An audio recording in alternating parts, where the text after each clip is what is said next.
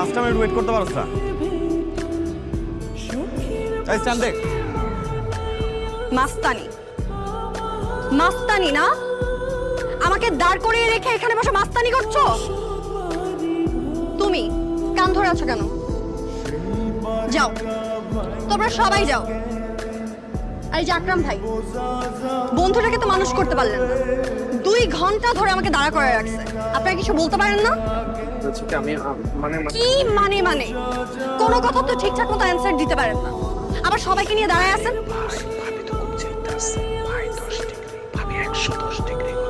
এই তুই ফিসফিস কর কেন? যাও, তোমরা সবাই যাও, যাও।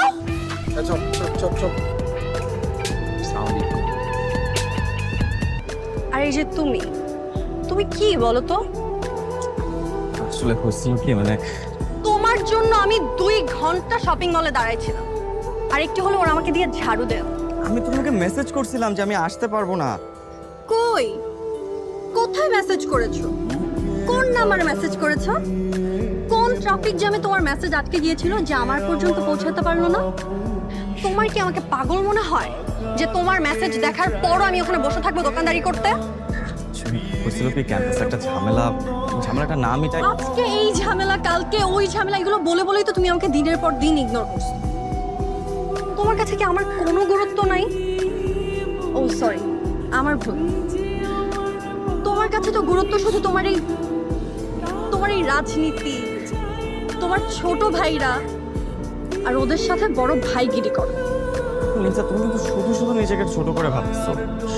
শুধু? হ্যাঁ, তুমি কোনোদিন আমাকে তোমার জীবনের প্রায়োরিটি হিসেবে ভেবেছো? আমার বার্থডে কেক কাটার সময় তোমার বড় ভাইয়ের কলে তুমি চলে গেছো।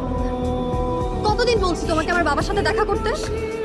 তোমার কাছে সেটার সময়ও নাই, তুমি ইলেকশন নিয়ে বিজি।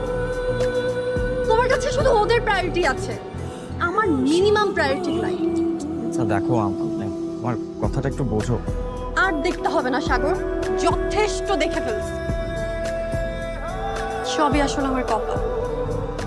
আমাকে পাত্তা না দেয়া এই আমি তোমাকে পাগলের মতো ভালোবাসি।